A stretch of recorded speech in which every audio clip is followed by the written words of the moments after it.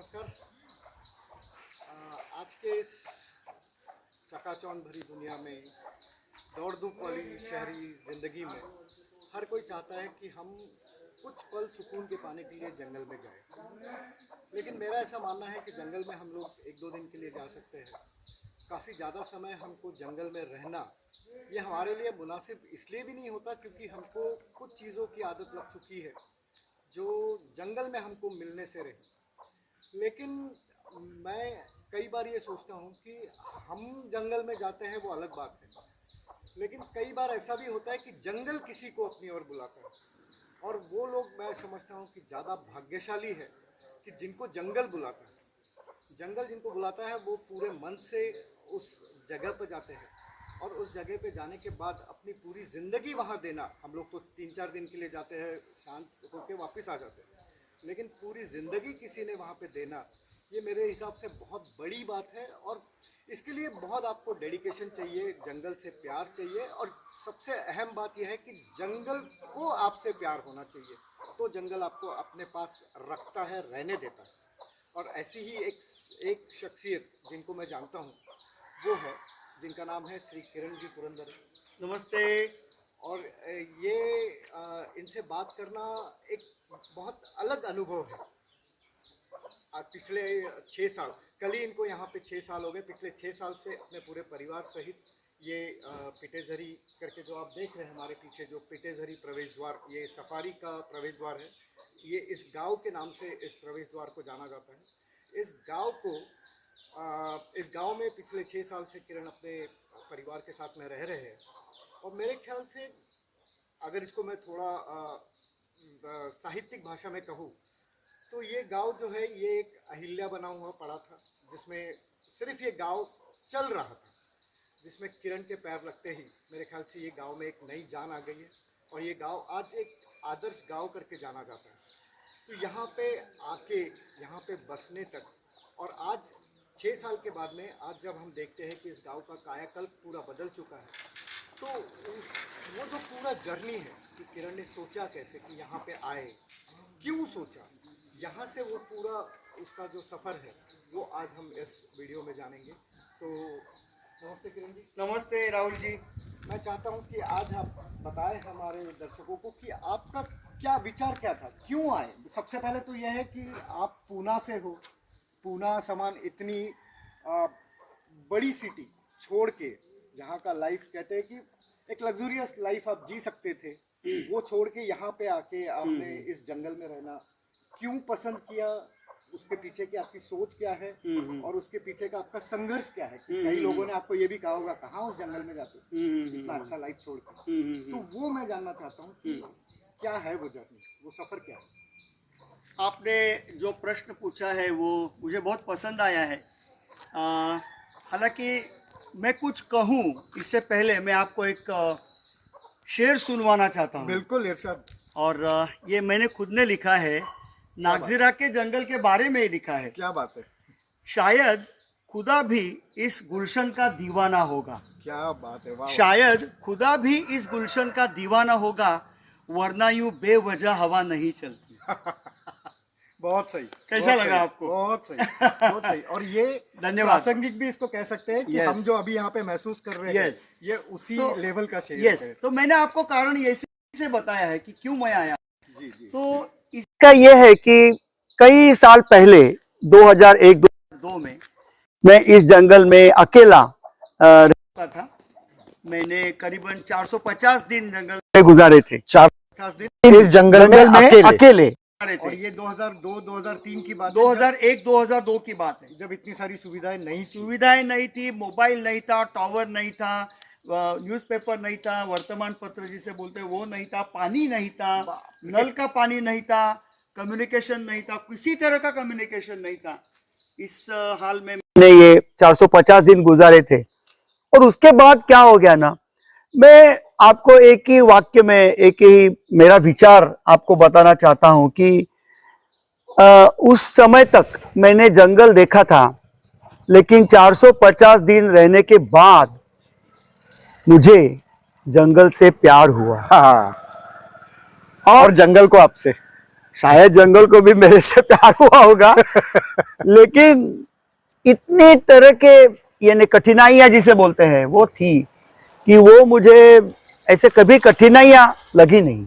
वो सबसे इसका कारण ये है कि मैंने जाना था कि ये क्या चीज है, मैंने देखा था कि ये क्या चीज है, और इसलिए यहाँ के पेड़ है, यहाँ के पौधे हैं, यहाँ के पक्षी है, यहाँ के जानवर है, यहाँ का घास है, यहाँ के लोग हैं, ये सब मेरे जाने पहचाने लोग बन गए, और जिसे हम अंग्रेजी में बोलते हैं ब्यूटीफुल पीपल।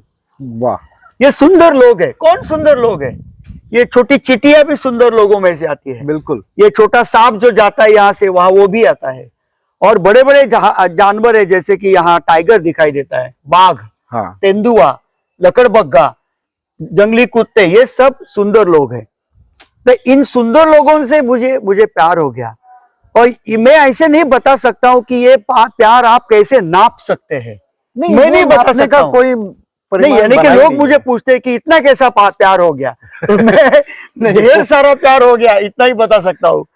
तो इसी के कारण मैंने और मेरे घर में मेरी पत्नी, मेरी लड़की, इन लोगों ने, मेरा बड़ा भाई, मेरी बड़ी बहनें, इन लोगों ने मिलके हम लोगों ने ऐसा तय किया कि शायद मैं यहाँ आ जाऊं।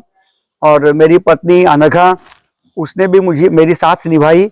उसने भी यही सोचा कि अब शहर में बस हो गया अब हम जंगल जाएंगे, गांव जाएंगे, देहात में जाएंगे, लोगों से मिलेंगे, बात करेंगे, सीखेंगे उनसे। हम यहाँ सिखाने के लिए नहीं आए, हम सीखने के लिए आए। ये सबसे बड़ी बात है, क्योंकि लोग यहाँ पे हमने कई बार देखा है कि लोग जब जाते हैं किसी जगह तो उनको सिखाएंगे हम। हाँ, हमको जो मालूम है हम उनको बताएंगे। लेकिन हम ऐसा नहीं होता है, ऐसा क्योंकि नहीं क्या होता है ना, जब यहाँ हम आते हैं तो हम लोगों से बात करते हैं। हाँ, तो लोगों को जो बात करने से आनंद मिलता है, बिल्कुल, वो मैं अनुभव करता हूँ, वो आनंद मुझे भी मिलता है। और जब मैं उनसे बात करता हूँ तो मुझे इतनी सारी चीजें सीखने को मिलती है कि मैं बता नहीं सकता आपको। तो इसको मैं क्या बताता हूँ, तो ये शायद ये जिसे बोलते हैं ओपन एयर यूनिवर्सिटी है। बिल्कुल, और एक बड़ा विद्यापीठ है, और इस विद्यापीठ में आप पहली कक्षा में, दूसरी कक्षा में हो ऐसा मुझे लगता है, क्योंकि जब मैं सीखना चाहता हूं ना तो मर्यादा आती है। बराबर, क्योंकि आपको मालूम है प्रकृति विशाल है, प्रकृति में इतनी सारी चीजें है, इतनी सारा ये रहस्य है कि उन रहस्यों को उलझाना या सुलझाना, मैं उलझा जाता हूँ और सुलझाने की कोशिश करता हूँ वही है। तो ये समझना बहुत बहुत कठिन है। और अब मैं आपको बताने वाला था कि जब मैं पहली बार इस जंगल में आया तो क्या हुआ। तो पहली बार जब मैं जंगल में आया, हाँ, तो मैंने देखा कि शायद इसी जंगल में जो जानवर मुझे मिलेंगे, उन जानवरों से मुझे कोई धोखा तो नहीं होगा। हाँ, ये पहला विचार मेरे मन में आया था। हाँ, लेकिन मैंने सोचा कि ये मनुष्य की जो रहने की तरह होती है, हाँ, हाँ, उससे अलग है। यानी कि जंगल में आपको उनके साथ रहना है, अपन उनके घर में आए हैं, तो इसलिए उनसे मुझे कुछ सीखना चाहिए, ये विचार मेरे मन में आया था। तो मैंने क्या देखा और मैंने क्या सोचा कि अगर मैं जंगल में जा रहा हूं, मुझे एक सांप मिला, तो मैं क्या सोचूंगा कि जैसी मेरी जिंदगी है वैसी उसकी भी जिंदगी बराबर है, और वो जिंदगी उसे जीने दे। और कई बार उसकी भी एक जगह जिसे अंग्रेजी में हम हैबिटाट बोलते हैं। हाँ, तो उसकी जो जगह वो उसे लेने चाहिए और उसी जगह पे उसने रहना चाहिए। मैं इस वीडियो के माध्यम से लोगों को कहना चाहता हूँ कि कई बार हमारा ये होता है कि सांप दिखा के इसको पहले मारना है। हाँ, ये गलत है। तो जहां तक हो सके डर, हाँ, मुझे भी लगता है। हाँ, डर हर किसी को लगता है, ऐसा नहीं है कि हर कोई जाके एकदम सांप से भिड़ जाए या शेर से भिड़ जाए। यस, बट उसको मारने से हमको क्या मिलेगा? कुछ नहीं मिलेगा, उसका लाइफ जीने दो, बस उतना ही है। और इसको हम सहजीवन बोलते हैं। सहजीवन, ये सहजीवन की बात है। बिल्कुल, इसलिए जब आप जंगल में जाते हैं तो मेरे ख्याल से दर्शकों ने क्या सीखना चाहिए जंगल से, तो मैं कहूँगा कि छोटे से छोटे जो चींटी होती है, वो भी अंग्रेजी में बोलते फुल फ्लेज्ड होती है। यानी कि चींटी देखने के बाद आपको राहुल जी ऐसा कभी लगता है का कि क्या इस चींटी में कुछ कम है? नहीं कभी नहीं लगता। नहीं नहीं नहीं उसको 6 पाँव है, उसका सिर है, वो खाती है, वो पेड़ के ऊपर भी चढ़ती है, पानी में भी तैरती है, और जो कुछ मरा हुआ उससे मिलता है जंगल में वो सफा करती है, खा जाती है, खा लेती है। सफाई कर्मचारी भी बोलते एग्जैक्टली तो यही बात है कि हम लोगों ने जंगल से सीखना चाहिए। ये अगर आप ये पत्ता देखेंगे तो ये पत्ता मैंने अभी उठाया है, इस पत्ते का क्या रोल है, यानी कि उसकी क्या भूमिका है। तो ये पत्ता अभी मट्टी में जाएगा और उसकी मट्टी हो जाएगी। तो जंगल ये ऐसी भी कौन सी भी important चीज है। निर्माण नहीं करता है जिसकी मट्टी नहीं होती, जो हजम नहीं होता है, वो हजम होना चाहिए। हम लोग आप देखेंगे यहाँ से आप 5 किलोमीटर दूरी तक गांव लगेगा, तो गांव में कितना प्लास्टिक पड़ा होता है, और हम लोग क्या करते हैं प्लास्टिक के बड़ी बारे में। समस्या है। तो निसर्ग ऐसी कौन सी भी चीज, प्रकृति ऐसी कौन सी भी चीज निर्माण नहीं करती कि जो जंगल में या प्रकृति में हजम नहीं होती। ये सबसे बड़ी बात हमने जंगल से सीखनी चाहिए। और दूसरा है सहजीवन। मैं आपको एक उदाहरण देना चाहता हूँ। एक बगुला होता है, वो सफेद कलर का, और एक पान कौवा होता है, वो काले रंग का होता है। तो ये पान कौवा पानी में डूबकर मछलियां पकड़ता है, और ये जो बगुला है वो पान कौवे के साथ रहता है। तो मैं बहुत अचंभित हुआ था, मैं सोच में पड़ गया था कि ये कैसे हो सकता है। तो मुझे बाद में पता चला कि जहाँ जहाँ ये पान कौवा जाता है और पानी में डूबकर मछलियाँ पकड़ता है, उसी जगह पे उसके आसपास ये बगुला रहता है। तो बगुला को क्या फायदा है? वही ना। तो मैंने देखा कि जब वो पानी में डूबता है पान कौवा, तो उसी के वजह से कोई मछलियाँ इधर उधर हो जाती है। हाँ, तो ये मछलियाँ बगुला पकड़ता है। तो ये नाता है, ये रिलेशनशिप है, ये बहुत बड़ी इसको बात है। सहजीवन बोलते हैं। बगुले का फायदा होता है, लेकिन पान कौवे का क्या बुरा होता है? कुछ नहीं। हाँ, उसको तो उसका वो खाना साथ मिल में गया। बस उसका खाना मिलता है। वो खाना पकड़ने के समय जो मछलियां इधर उधर जाती है वो बगुला पकड़ता है। बगुला भी मछलियां खाता है, पान कौवा भी मछलियां खाता है। बराबर। हाँ। लास्ट टाइम एक बार हम लोग जब मिले थे तब आपने एक बात बताई थी हम्म। कि मान लो शेर, अब जंगल की बात है तो शेर का तो जिक्र होगा ही। शेर आता है हाँ, तो हाँ। आपने ही बताया था शायद कि बंदर ऊपर बैठा है हाँ हाँ और हिरन नीचे है। हाँ हाँ। तो बंदर उसके तरफ देख के एक अपना कुछ कॉल बोलते हैं, कॉल जिसको बोलते वो हैं, देता आवाज है, देता है। जिससे हिरन को पता चलता है कि इस बाजू से आसपास शेर शेर है, सही इस बात है। बाजू से आ रहा है। Yes, yes। तो वो क्या रहता है, उनका कोऑर्डिनेशन क्या रहता है, वो हाँ, जरा समझाइए। हाँ, वो क्या होता है कि जब आप जंगल में गुजरते हैं तो आपको शायद बाघ या तेंदुआ या रान कुत्ता ये नहीं दिखाई देगा। तो आप ऐसे समझ में, आपकी समझ ऐसी हो सकती है कि कुछ नहीं है इस जंगल में। हाँ, क्योंकि दिखाई तो नहीं देता है कुछ। दिखाई नहीं दिया तो कुछ लेकिन सभी चीजें जंगल में होती है। आपको कब पता चलता है? जब बाकी जानवर चिल्लाने लगते हैं। बराबर। जैसे कि बंदर चिल्लाता है, तो बंदर कैसे चिल्लाता है मैं दिखाता हूँ आपको। वो कहता है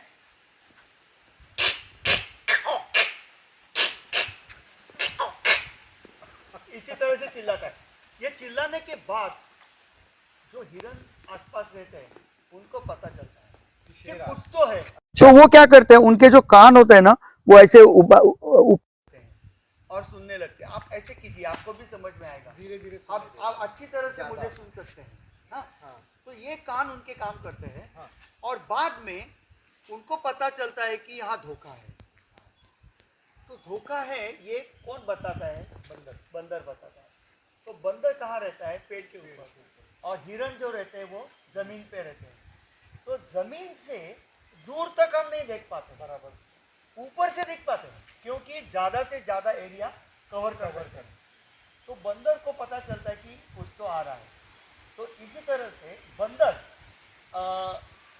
जो जमीन के ऊपर घास खाते हुए दिखाई देते हैं, चीतल या उसको हिरन बोलते हैं, उनको इन्फॉर्म करता है, उनको बता देता है, उनको पता देता है कि यहाँ शेर आ गया है।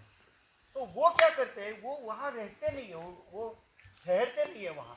वो आस्ते आस्ते से हल्के हल्के वहाँ से दूर हो जाते हैं, क्योंकि उनको पता चलता है कि अभी इधर शेर आएगा नहीं तो तेंदुआ आएगा, कोई तो भक्षक जिसे बोलते हैं वो आने वाला है। बराबर है। इसी तरह से आपस में कम्युनिकेशन होता है, आपस में इनटू इन्वर्टेड कॉमा बातचीत होती है। बातचीत होती है।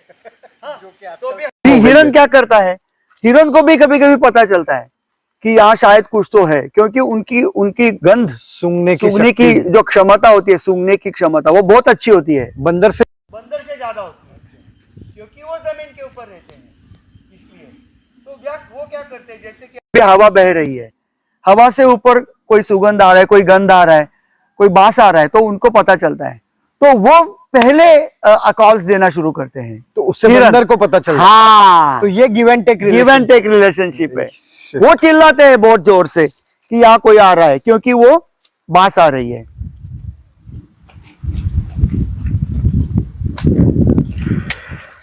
तो ये जो आपने सहजीवन का बोला, तो मैं अभी वैसे तो हालांकि आपने उसका जवाब दिया है, लेकिन फिर भी मैं पूछना चाहता हूँ कि हम लोग आते हैं जब 4-4.5 दिन रहते हैं यहाँ, और उसके बाद अपनी जिंदगी में वापस चले जाते हैं, क्योंकि हमारे के लिए ये मुमकिन नहीं है कि हम यहाँ पे 450 दिन रहे, क्योंकि हमारी अपनी कुछ मजबूरियां हैं, हमारे अपने कुछ कमिटमेंट्स है। बट जब आप 400-450 दिन यहाँ रहे, तो मेरे हिसाब से सबसे पहली बात है वो यानी मेंटल स्ट्रांगनेस, बहुत स्ट्रांगनेस चाहिए इसको, हेड स्ट्रांग जिसको बोलते हैं, क्योंकि ऐसे जगह पे 400 दिन रहना कोई आसान काम है नहीं है। तो वो आपने कैसे किया, और वो किसके कहने पे किया, क्यों किया, और कैसे खुद को तैयार किया उसके लिए? क्या हुआ था, इससे पहले कि मैं इस जंगल में आऊं और 450 दिन रहने की सोचूं, हाँ, इसके पहले मैंने ये जंगल देखा हुआ था, नागजीरा देखा हुआ था, कई बार देखा था। यानी कि कई बार ऐसा होता था कि मैं धूप काले में आता था, कई बार ऐसा होता था कि वर्षा के समय आता था, कई बार जाड़े के मौसम में आता था, लेकिन हर बार मुझे ऐसे लगता था कि यार ये बहुत जल्दी जा रहे हैं घर हम। वही होता है। बहुत जल्दी जा रहे हैं। क्यों? क्योंकि ये इतना देना चाहता है, अगर जिसे लेना होता है, जिसको लेने की इच्छा होती है, उसको ये बहुत देता है, प्रकृति बहुत देती है। यस। तो इसके लिए मैं ये सोचता था कि हालांकि जल्दी जाना है, जल्दी जाना है। तो इसी वजह से मैंने एक तय किया था मन में कि अब मैंने यहाँ का धूप काल देखा है, यहाँ का जाड़े का मौसम देखा है, यहाँ का पानी देखा है, वर्षा देखी है, यहाँ की तो बारिश। शायद इसके बीच में जो ऋतु होती है, जिसे बोलते हैं कि अगर आप सोचेंगे कि अभी जाड़े का मौसम खत्म हुआ है और आस्ते आस्ते हम लोग अभी धूप काले की ओर जा रहे हैं, तो इसके बीच में एक समय रहता है, हाँ। जो बहुत ही इंटरेस्टिंग है, मनभावन है, हाँ। लुभावना है, क्योंकि उसी समय जंगल में कोई ऐसा होता है कि बहुत देखने लायक होता है वो। तो मुझे ये देखना चाहे, मैं सोच रहा था कि ये मुझे देखना है, इसके बारे में मुझे जानना है। मुझे खुद को जानना है। तो इसलिए मैंने ये तय किया कि इस जंगल में मुझे रहना है, 1 साल से ज्यादा रहना है। अच्छा। तो पहले तो मैंने घर वालों से बात की, और मेरी बीवी, मेरी बच्ची, मेरा बड़ा भाई, मेरी बड़ी बहनें, उनसे मैंने बात की। तो उसके बाद मैंने ये जो यहाँ के गांव में रहने वाले लोग हैं, जो मेरे दोस्त बन गए थे, उनसे भी बात की कि क्या धोखा हो सकता है, अगर मैं जंगल में अकेला जाऊं तो क्या धोखा हो सकता है। तो उन लोगों ने बताया कि यहाँ भालू है, वो आपके ऊपर हमला कर सकता है, यहाँ तेंदुआ है, यहाँ बाघ है, यहाँ रानकुत्ता है, यहाँ जहरीले सांप है, यहाँ बिच्छुआ है। ये बिच्छू होता है तो आपको पता है कि अगर बिच्छू ने स्टिंग किया आपको तो क्या हो सकता है, डंक मारा तो क्या होता है, जिंदगी खत्म है। क्योंकि यहाँ से हॉस्पिटल, मैं आपको बताना चाहता हूँ कि अच्छी से अच्छी सेवा देने वाला हॉस्पिटल कम से कम 50 किलोमीटर दूर। बाप रे। तो आप सोचिए, और मैं अकेला जंगल में, और मेरे पास कुछ नहीं था, मोबाइल भी नहीं था, मोबाइल रखने की जरूरत ही नहीं थी, क्योंकि मोबाइल की रेंज ही नहीं थी। तो क्या इस्तेमाल करे, कैसा इस्तेमाल करे, लोगों को कैसे बताए कैसे कि मैं संकट में हूं, कैसे बताए। तो आप सोच सकते हैं कि कितनी कठिनाइयां हो सकती है। और इसी को मैंने एक आह्वान, जिसे चैलेंज बोलते हैं, चैलेंज के तौर पे लिया। हाँ, चैलेंज के तौर पे लिया। और मैंने देखा था कि मैं जिस जंगल में जा रहा हूँ उस जंगल के बारे में जानकारी लेना मैंने शुरू किया। तो ये काम मैं ऐसे करता था कि हर रोज 1 किलोमीटर 2 किलोमीटर जंगल के अंदर जाना, फिर वापस बाहर आना, जंगल के अंदर जाना, फिर वापस बाहर आना। इसके बाद मैंने अंदर जाने का जो अंतर है वो बढ़ाते धीरे धीरे बढ़ाते। हाँ, और मैंने स्थानिक लोगों से भी बात की, खासकर यहाँ के जो वन मजूर हैं उनसे बात की, क्योंकि उनको सबसे ज्यादा जानकारी होती है जंगल के बारे में, और जिसे अंग्रेजी में हम बोलते हैं ट्रेडिशनल विजडम। आप क्या कहेंगे हिंदी में? पारंपरिक ज्ञान। हाँ, पारंपरिक ज्ञान उनके पास जो रहता है तो हमारे पास नहीं रहता है। जानवरों के बारे में, पक्षियों के बारे में उनको जो जानकारी होती है वो हमें नहीं होती है। इसमें दवाइयाँ भी आती है। अब दवाइयाँ भी आती है। कई बार मुझे ऐसे भी बताया गया था कि शायद आप अगर कहीं रुकेंगे और आपको मधुमक्खी ने काटा, डंक मारा, तो आप क्या कर सकते हैं, तो उसके बारे में मुझे बताया गया था। और यहाँ के स्थानिक लोगों ने वन मजूर ने जो काम करते हैं जंगल में, किसी का भी काम करते हैं और कौन सा भी काम करते हैं, अरे बाप रे, तो ये लोग बहुत ज्यादा जानकारी वाले लोग होते हैं। तो उनसे मैंने, ये जिनको हम शहर में जिनको लेबर क्लास कहते हैं, हाँ, कि हम ऐसा सोचते हैं कि इनको क्या पता होगा, इनका पढ़ाई नहीं, जंगल के बारे में जानकारी होती है, बट इनको है जो।